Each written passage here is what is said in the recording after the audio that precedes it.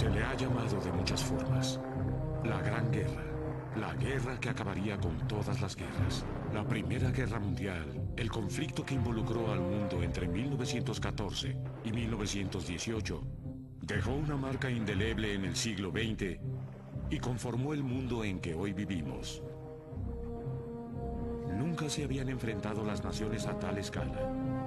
Los avances en el armamento permitieron matar soldados en cantidades sin precedentes. Al alejarse al fin los nubarrones de la guerra, habían caído monarquías, surgido nuevas naciones, y se habían plantado los cimientos de un conflicto aún mayor que abarcaría al mundo entero. Descubriendo la historia. Primera Guerra Mundial. El camino hacia la guerra, 1870-1914. En 1870, Francia declaró la guerra al Estado alemán de Prusia. Pocos meses después, el ejército francés había sido derrotado y Francia, viéndose obligada a ceder sus provincias nororientales de Alsacia y Lorena, se sentía humillada. El canciller alemán Otto von Bismarck aprovechó la victoria en la guerra franco-prusiana para consolidar los numerosos estados de Alemania en un poderoso imperio conocido como el Segundo Reich. En 1871, el rey Guillermo I de Prusia fue proclamado Kaiser o emperador de Alemania en suelo francés en el Salón de los Espejos del Palacio de Versalles. En menos de un año, Alemania había puesto fin al dominio francés de 200 años sobre el resto de Europa y se había convertido en una potencia de peso. Para aislar a Francia del resto del continente, Alemania celebró alianzas con Austria, Hungría e Italia, formando la Triple Alianza. El 9 de marzo de 1888 murió el Kaiser Guillermo I. Federico III, el príncipe coronado y heredero aparente, agonizaba debido al cáncer y detentó apenas brevemente la corona de emperador. A su muerte, su hijo Guillermo fue coronado el nuevo emperador alemán. En 1890, el Kaiser Guillermo II cesó a Bismarck como canciller. Bismarck había cortejado a Rusia en años anteriores en su intento de aislar a Francia. Pero al perder la Cancillería, Rusia fue hecha de lado como aliada de Alemania. Aprovechando esta gran oportunidad, Francia rápidamente se alió con Rusia. En 1904, Gran Bretaña también se convirtió en aliada de Francia, accediendo a brindar apoyo militar en caso de guerra. Había comenzado una carrera armamentista y la guerra entre estas dos poderosas alianzas parecía casi inevitable. En 1908, Austria se anexó las provincias de Bosnia y Herzegovina. A pesar de que el ejército austriaco las había ocupado durante 30 años, este hecho indignó profundamente a la colindante Serbia. La población de Bosnia y Herzegovina era mayormente serbia, de modo que el gobierno serbio sentía que estos territorios debían pertenecerle. Rusia, aliada de Serbia, protestó ante la anexión. Cuando el Kaiser declaró que Alemania pelearía junto a Austria en la eventualidad de una guerra, los rusos se retractaron. En el verano de 1914, el heredero al trono austrohúngaro, el archiduque Francisco Fernando y su esposa decidieron visitar Sarajevo, la capital bosnia.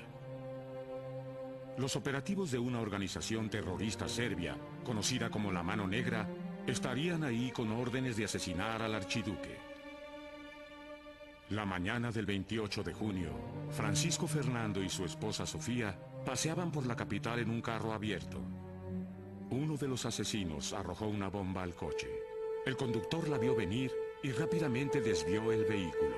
La bomba explotó detrás de ellos, destruyendo otro carro e hiriendo a algunos asistentes del archiduque, así como a los espectadores. El chico de 19 años que arrojó la bomba ingirió una pastilla de cianuro y luego se arrojó a un río cercano. El cianuro no le hizo efecto y el chico fue sacado del río por la multitud enardecida. El archiduque insistió en que el día continuara según lo planeado. Tras un discurso en el Palacio Municipal, La procesión continuó hacia el hospital, a donde fueron llevadas las víctimas de la bomba. El conductor viró en una calle equivocada, y al detenerse para dar la vuelta y regresar, un miembro de la Mano Negra conocido como Gabrielo Princip subió al coche y disparó 2 tiros a la pareja real. Francisco Fernando fue herido en el cuello y su esposa en el estómago. Ambos murieron en cuestión de minutos. La policía rápidamente capturó a Gabrielo Princip y lo inmovilizó antes de que tomara su píldora de cianuro. Fue enviado a prisión, donde moriría de tuberculosis, pero sus actos del 28 de junio de 1914 desencadenarían una guerra mundial. El 23 de julio, Austria anunciaba a Serbia un ultimátum en el que la responsabilizaba del asesinato y exponía sus condiciones para solucionar la crisis. Serbia debía responder en 48 horas. El 25 de julio, Serbia accedió a todas excepto 2 de dichas condiciones, pero Austria declaró que eso no era satisfactorio. El 28 de julio, Austria declaró la guerra a Serbia y bombardeó la ciudad serbia de Belgrado al día siguiente. Como aliada de Serbia, Rusia comenzó a movilizar a su ejército. Alemania extendió un ultimátum a Rusia para que desmovilizara a la milicia o se atuviera a ser atacada. Esta vez Rusia no se retractó. Así que el 1 de agosto, Alemania declaró la guerra a Rusia. Ese mismo día, el ejército francés comenzó a movilizarse. Para el 2 de agosto, las tropas alemanas se dirigían a Luxemburgo. El gobierno alemán notificó al gobierno de Bélgica que pretendía cruzar su país para enfrentarse a los franceses. Bélgica se rehusó. El 3 de agosto, Alemania declaró la guerra a Francia. El 4, Gran Bretaña enviaba un ultimátum a Alemania exigiendo que respetara la neutralidad de Bélgica. Pero Alemania se rehusó y la invasión comenzó. Haciendo honor a su alianza con Francia, Gran Bretaña declaró la guerra a Alemania ese mismo día. A su vez, Alemania declaró la guerra a Bélgica. Austria-Hungría hizo oficial la guerra con Rusia en una declaración formal el 6 de agosto. La guerra que envolvería al mundo había comenzado. 1914. Para alcanzar la victoria, Alemania contaba con el Plan Schlieffen, así llamado en honor al jefe retirado del Estado Mayor alemán, el conde Alfred von Schlieffen. Él creía que este plan serviría para ganar una guerra librada en 2 frentes: el occidental contra Francia y el oriental contra Rusia. Diseñado 20 años antes, era el momento de ponerlo a prueba. El plan Schlieffen implicaba que Alemania atacara a Francia primero y lo derrotara en 6 semanas. Esto daría al ejército alemán tiempo suficiente para avanzar hacia el frente occidental por tren y atacar al ejército ruso antes de que éste pudiera terminar su movilización y alcanzar su máxima fortaleza militar. Von Schlieffen predijo que el ejército francés lanzaría su ofensiva hacia Alsacia y Lorena, el área que perdió Francia ante Alemania durante la guerra franco-prusiana. Mientras los franceses marchaban hacia el este, el ejército alemán arrasaría Bélgica, marcharía hacia la costa del Canal Británico, luego se dirigiría al sur y capturaría París conforme volvía hacia Alsacia y Lorena. Si todo ocurría según lo planeado, derrotaría a Francia en 6 semanas y luego atacaría a Rusia. Desafortunadamente para los alemanes, la victoria en el frente occidental demostraría ser más difícil de lo planeado. En la mañana del 4 de agosto, las fuerzas alemanas, encabezadas por Helmut von Moltke, invadieron la Bélgica neutral. El objetivo principal de la invasión era el complejo amurallado que rodeaba a la ciudad de Liege. El uso de artillería pesada, tal como el monstruo de 420 milímetros, llamado la Gran Bertha, logró que las fortalezas cayeran una a una. Y para el 16 de agosto, todas se habían rendido. Los invasores alemanes fueron despiadados con la población civil, quemaron casas y ejecutaron a un gran número de aldeanos inocentes. Tras la brutal derrota de esta nación pequeña pero valerosa, Alemania se dispuso a atacar a Francia. Bajo el mando del general Joseph Joffre, el ejército francés dirigió sus tropas hacia el noroeste, a Alsacia y Lorena, para atacar las posiciones alemanas. Los franceses, uniformados con vivos colores a la usanza del siglo XIX, resultaron blancos fáciles para las ametralladoras alemanas.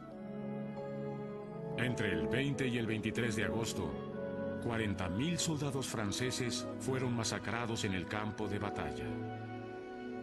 27.000 solamente el 22 de agosto, convirtiéndolo en el día más sangriento de la historia militar francesa. Mientras los franceses se replegaban hacia París, la fuerza expedicionaria británica, recién llegada al continente, se enfrentaba al ejército alemán en la batalla de Mons, sitio cercano a la frontera belga. Claramente superados en número y víctimas de grandes bajas, los británicos se vieron forzados a retirarse. Así los alemanes comenzaron su avance hacia el noreste de Francia. En el frente oriental, dos ejércitos rusos con un total de 370.000 integrantes marchaban hacia Prusia Oriental, el área que ahora es el este de Polonia. Defendiendo la frontera oriental de Prusia se hallaban 135.000 soldados alemanes. El 20 de agosto, los rusos superaron a los alemanes en Gumbingen y amenazaron seriamente con apoderarse de Prusia Oriental. El comandante alemán fue rápidamente reemplazado por el general retirado Paul von Hindenburg. Para asistir al general de 67 años de edad, el gobierno alemán designó al general Erich von Ludendorff como su oficial ejecutivo. El 29 de agosto, los alemanes atacaron a los ejércitos rusos en las cercanías de la ciudad de Tannenberg, en Prusia Oriental. 30.000 soldados rusos murieron y más de 100.000 fueron hechos prisioneros.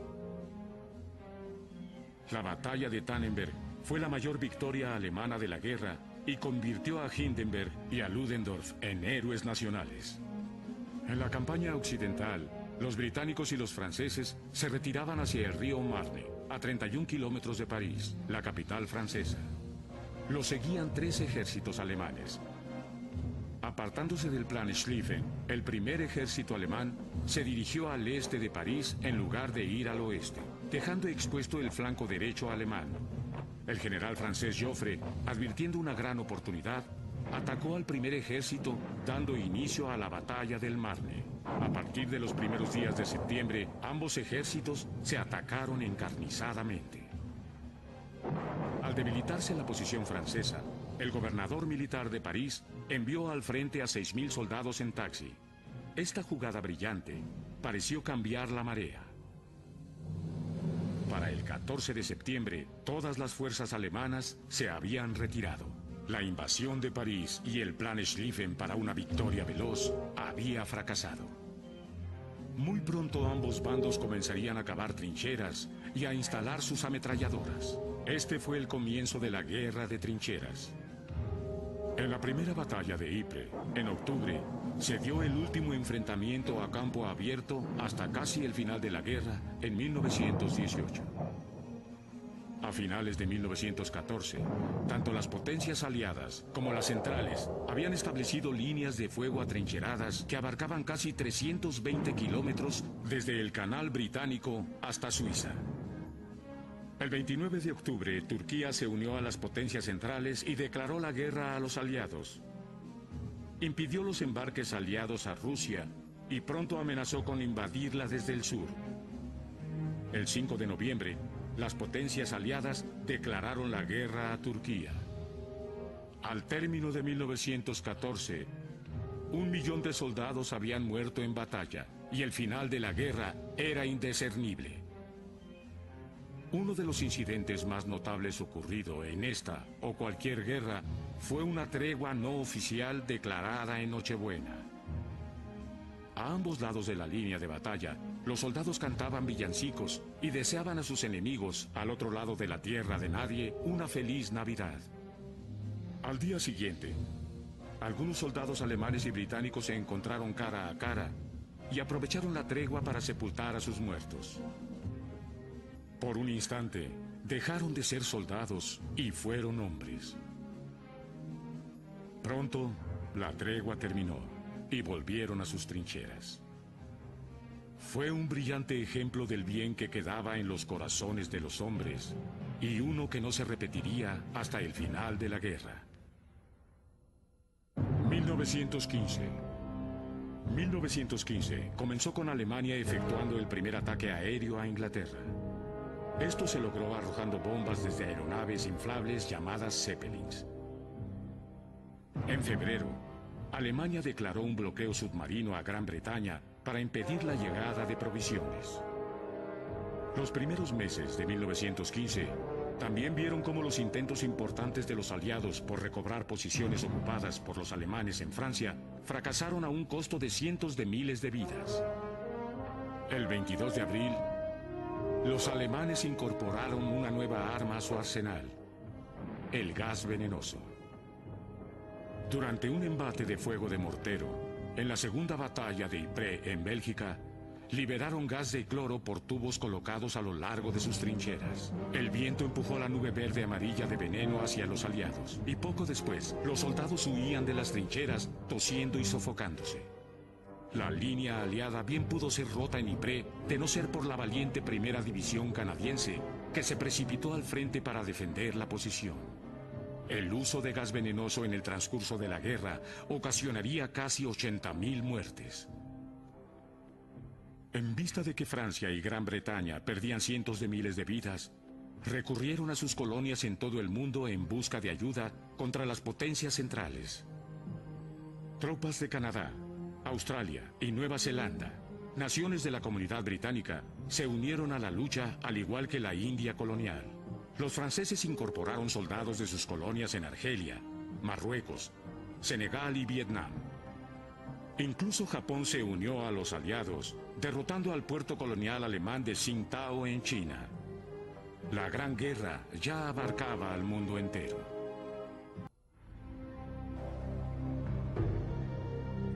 Los alemanes, esforzándose en impedir el abastecimiento a Gran Bretaña, habían desplegado una guerra submarina desde febrero. El más notable de sus ataques submarinos ocurrió el 7 de mayo de 1915. Cerca de la costa de Irlanda, el navío británico de pasajeros Lusitania fue torpedeado y hundido por un submarino alemán. Casi 1.200 personas se ahogaron, incluyendo a 128 norteamericanos. Esto desencadenó una protesta mundial, especialmente en los Estados Unidos. Los británicos insistían en que el Lusitania había sido un barco de pasajeros absolutamente neutral y que nunca representó una amenaza militar, aunque en realidad transportaba cargamento y personal militares. El presidente de los Estados Unidos, Woodrow Wilson, a sabiendas del carácter del cargamento de Lusitania, simplemente ignoró el hecho y amenazó a Alemania con declararle la guerra. En respuesta, el gobierno alemán prometió no volver a atacar barcos de pasajeros y advertir a otros barcos antes de hundirlos. A fines de mayo, las fuerzas rusas habían retrocedido 50 kilómetros. Mientras tanto, las fuerzas alemanas, comandadas por el general Hindenburg, comenzaron a avanzar al sureste desde Prusia Oriental, atacando territorio ruso.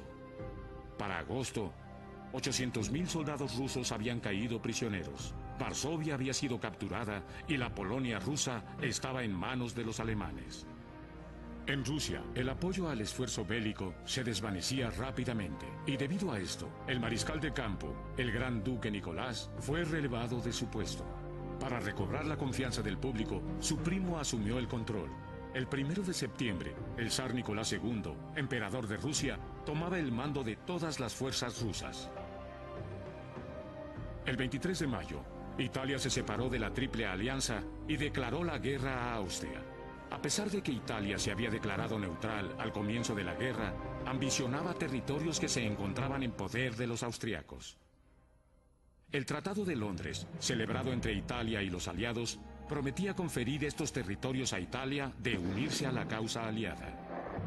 Entre el 25 de septiembre y el 7 de noviembre, los franceses perdieron casi 200.000 hombres, los británicos 60.000 y los alemanes 140.000. En 1915, 2 millones de aliados y más de medio millón de soldados alemanes habían perdido la vida en el frente occidental. Muy poco territorio había cambiado de manos y ningún bando parecía ganar. 1916. Al comenzar 1916, el general alemán von Falkenhayn decidió tomar la iniciativa en la campaña del oeste y arrasar con el ejército francés. Como blanco, eligió un sitio de gran importancia histórica para el pueblo de Francia, un sitio que defenderían hasta el último hombre. Esta batalla sería una de atrición, una que, en sus palabras, desangraría a Francia. La mañana del 21 de febrero, la artillería alemana bombardeó la famosa fortaleza de Verdún, en el norte de Francia. 1000 piezas de artillería pesada, incluyendo a los morteros de 240 milímetros conocidos como Gran Bertha, dispararon a lo largo del frente de 3.7 kilómetros. El ataque duró 12 horas antes de que el quinto ejército alemán procediera a atacar las líneas francesas al este del río Meuse. Los franceses retrocedían conforme los alemanes avanzaban al este, hacia Verdún. En el transcurso de 3 días, el ejército alemán había ganado 1.8 kilómetros de terreno, usando, una vez más, gas venenoso para ahuyentar al enemigo. El 25 de febrero, los alemanes tomaron el fuerte Douaumont, justo al noreste de la ciudad de Verdún. El general francés, Henri-Philippe Pétain, fue llamado como comandante para defender la ciudad. Pétain juró que el ejército alemán no pasaría, llamó refuerzos y lanzó contraataques. A principios de junio, los alemanes tomaron el fuerte Vaux, que se encontraba a la derecha de la línea francesa, pero aún no lograban tomar Verdún. Este sitio se prolongaría 10 meses, convirtiendo la batalla de Verdún en la más larga de la guerra.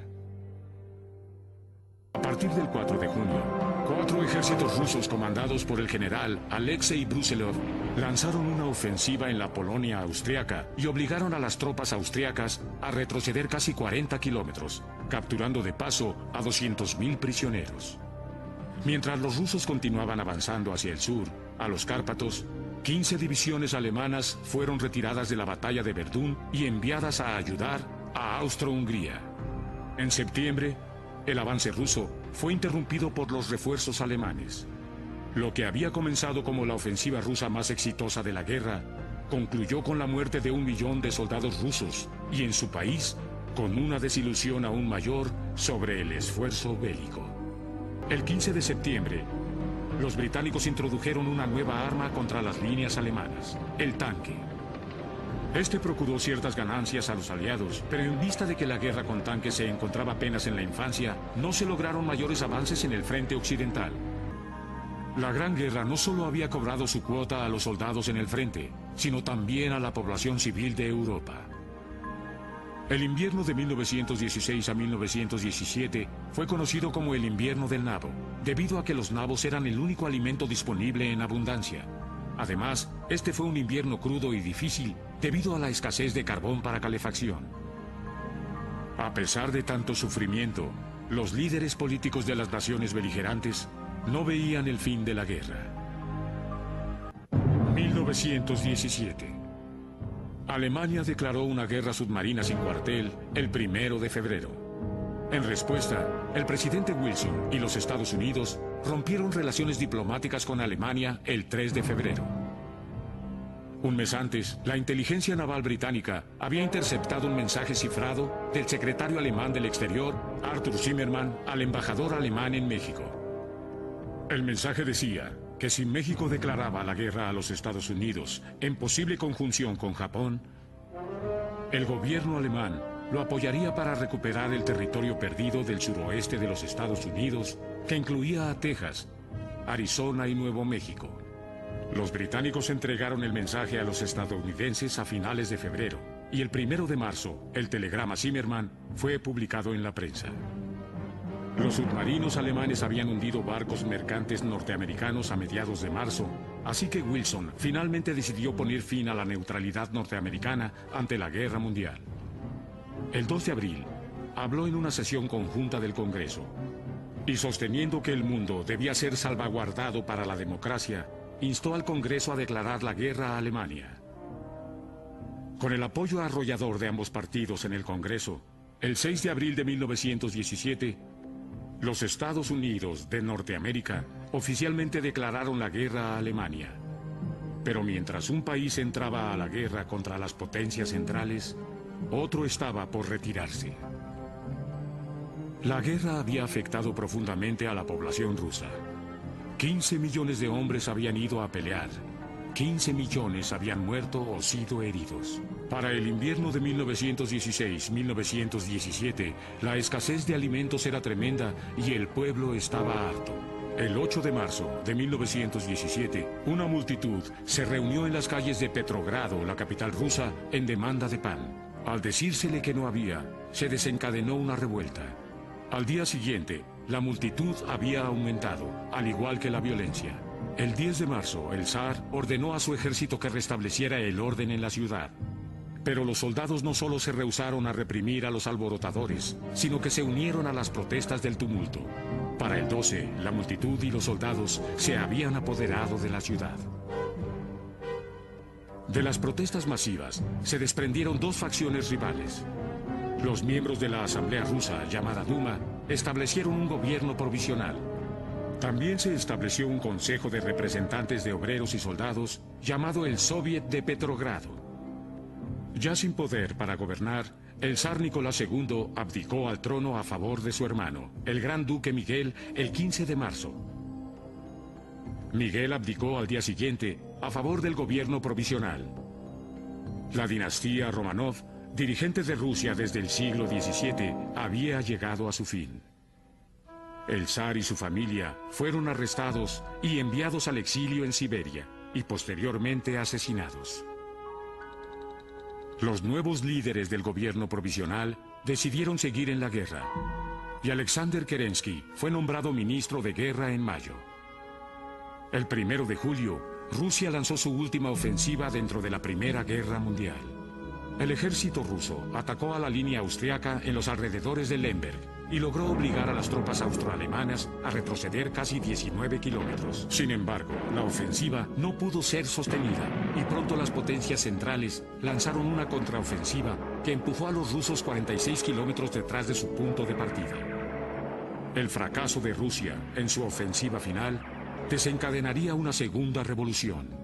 A mediados de julio, izquierdistas bolcheviques llevaron a cabo un golpe de Estado contra el nuevo gobierno, siendo encabezados por Nikolai Lenin. Pero el golpe fracasaría al cabo de 2 días. Lenin y sus seguidores huyeron a Finlandia. En agosto, Alexander Kerensky fue nombrado primer ministro del gobierno ruso. El 7 de noviembre, voluntarios bolcheviques, conocidos como Guardias Rojas, asolaron el Palacio de Invierno y arrestaron a miembros del gobierno provisional.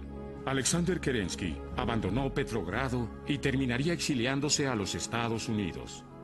Nikolai Lenin pronto reaparecería cuando los bolcheviques tomaran el control absoluto del gobierno. Los bolcheviques, ahora asentados en el poder, querían poner fin a la guerra con Alemania. El 3 de marzo de 1918 se firmó un acuerdo de paz en el que Rusia cedía mucho de su imperio oriental a Alemania. La guerra en el frente oriental oficialmente había llegado a su fin. En los Estados Unidos, la guerra contra Alemania había sido declarada en abril. El país poseía una fuerza naval poderosa, pero su ejército consistía apenas en 200.000 soldados regulares y guardias nacionales. A pesar de que muchos voluntarios deseaban enlistarse, el 19 de mayo, el Congreso aprobó la primera acta de servicio selectivo que exigía que los hombres se registraran para el enrolamiento militar. 24 millones de hombres se registraron y posteriormente 5 millones fueron llamados al servicio militar. Las primeras tropas de la Fuerza Expedicionaria Norteamericana, encabezadas por el general John J. Blackjack Pershing, llegaron a Francia a finales de junio. El 4 de julio, un batallón de la Primera División del Ejército de los Estados Unidos desfiló por París. La Primera División de los Estados Unidos entró en acción por primera vez el 23 de octubre, pero las fuerzas norteamericanas que continuaban llegando a Europa desempeñarían un papel de peso hasta el último año de la guerra. 1918. A principios de 1918, fracasaba el plan alemán de obligar a Gran Bretaña a abandonar el conflicto mediante la guerra submarina sin cuartel. Las medidas defensivas tomadas por los aliados habían logrado que Gran Bretaña sobreviviera, si bien a duras penas. Con la llegada de más y más tropas norteamericanas a Europa, los alemanes decidieron que debían arriesgarlo todo para ganar la guerra. El general alemán Ludendorff ordenó que la mayoría de las tropas en el este se desplazaran al oeste para llevar a cabo una ofensiva de primavera. El plan consistía en dividir los ejércitos aliados y luego atacar y destruir las fuerzas británicas, dejando a Francia sin otra opción que rendirse. El 21 de marzo, tras un embate de artillería y gas venenoso, los alemanes atacaron a lo largo de un frente de 31 kilómetros en la región del Somme. El quinto ejército británico fue aplastado al avanzar los alemanes unos 30 kilómetros hasta ser detenidos el 5 de abril por tropas francesas que llegaron en auxilio de las británicas. Los aliados sufrieron 150.000 bajas y 90.000 hombres más fueron hechos prisioneros. Los aliados pronto nombraron al general francés Ferdinand Foch comandante en jefe de todas las fuerzas aliadas. El 9 de abril, los alemanes lanzaron un segundo ataque contra los británicos a lo largo de la costa belga, pero una vez más, su avance fue interrumpido por la ayuda de los refuerzos franceses. El tercer ataque contra los aliados comenzó el 27 de mayo con los alemanes avanzando hacia el río Marne, a menos de 30 kilómetros de París. Esta vez, los norteamericanos fueron llamados al frente. Se ordenó a la segunda y tercera división del ejército de los Estados Unidos que defendieran los puentes que cruzaban el Marne en Château-Thierry y en el área al oeste de la aldea llamada Velo-Wood. Estos lograron resistir el avance alemán y lanzaron un contraataque que obligó a los alemanes a retirarse. Los inexpertos norteamericanos habían demostrado su valía. El 15 de julio, el general Ludendorff ordenó un segundo ataque al Marne. Sus tropas pudieron cruzar el río, pero nuevamente su avance fue impedido por las tropas francesas y norteamericanas. El general Foch convocó a un contraataque aliado. A partir del 18 de julio, los franceses y los norteamericanos forzaron a los alemanes a retroceder al otro lado del Marne. El 8 de agosto, las fuerzas británicas y francesas atacaron a los alemanes en el norte, cerca de la frontera belga. A este siguieron ataques aliados en el sur. El 12 de septiembre, el general Pershing encabezó un ataque con más de 500.000 hombres del primer ejército de los Estados Unidos contra la última posición alemana en el norte de Francia, en San Miguel.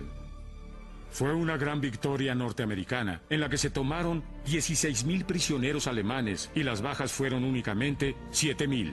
Los alemanes, ahora a la defensiva, fueron obligados a replegarse a la línea Hindenburg, donde había comenzado su ofensiva de marzo. El final de la guerra al fin se discernía.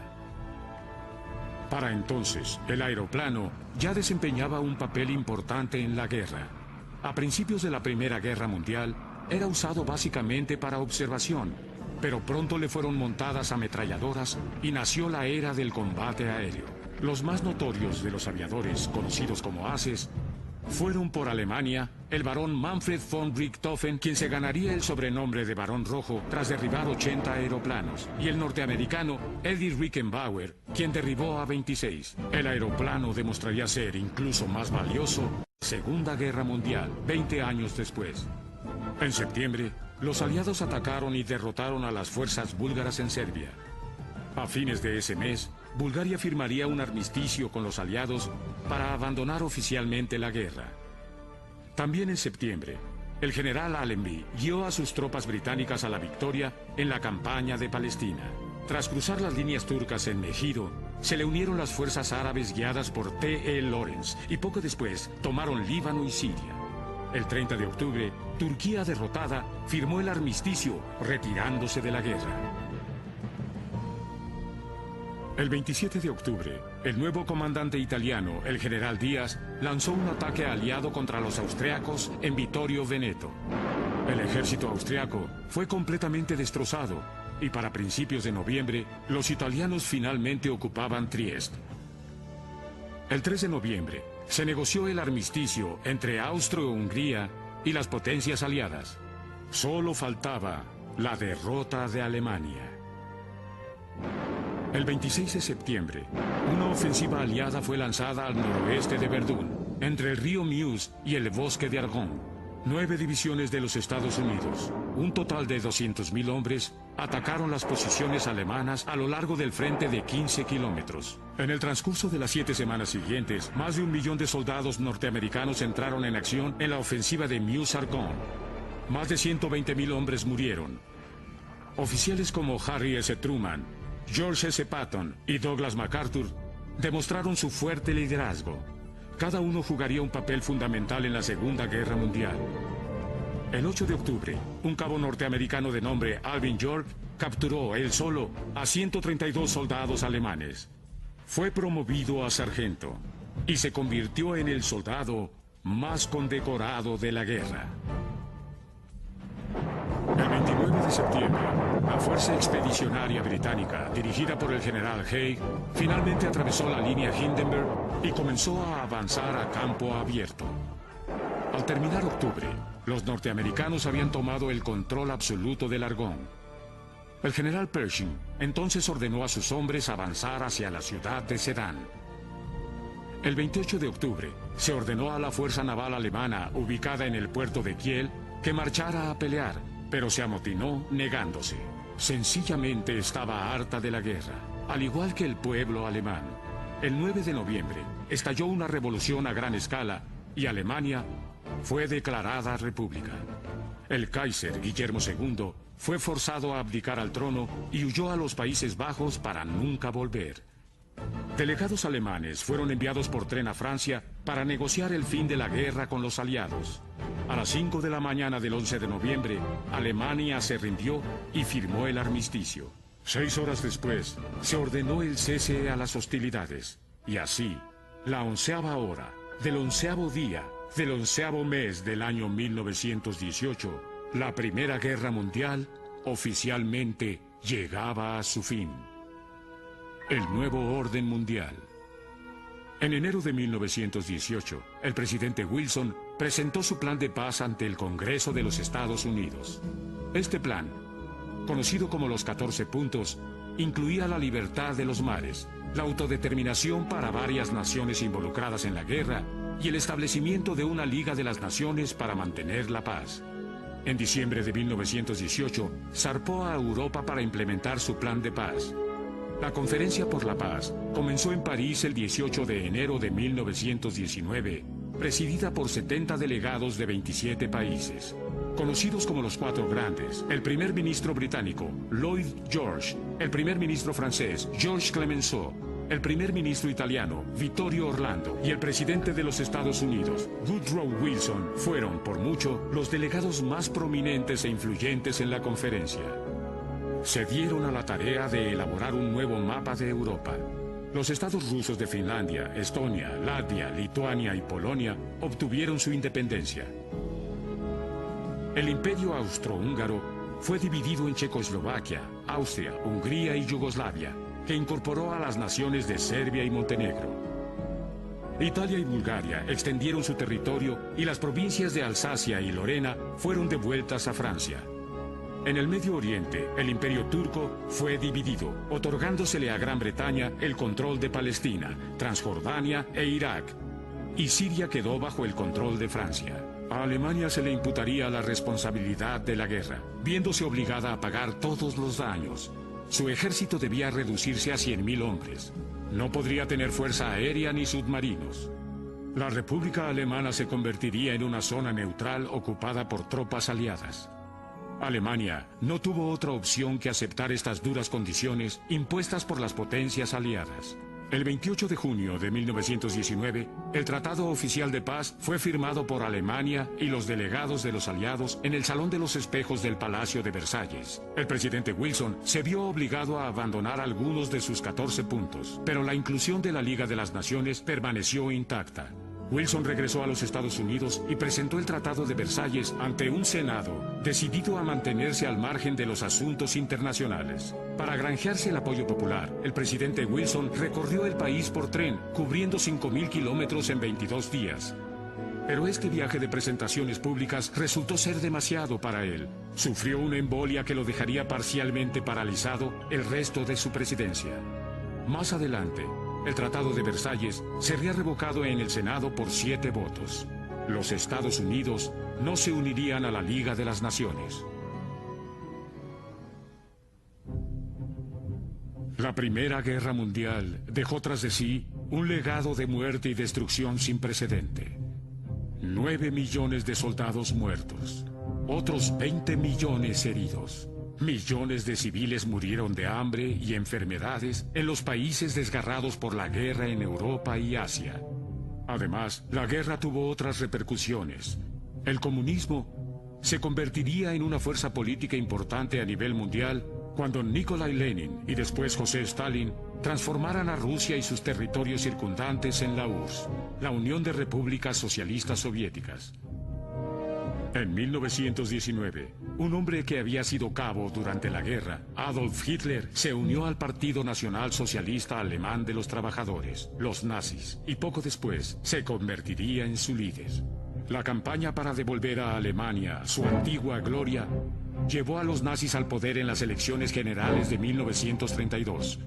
Y en enero de 1933, Adolf Hitler era nombrado canciller de la República Alemana, preparando el escenario para la Segunda Guerra Mundial.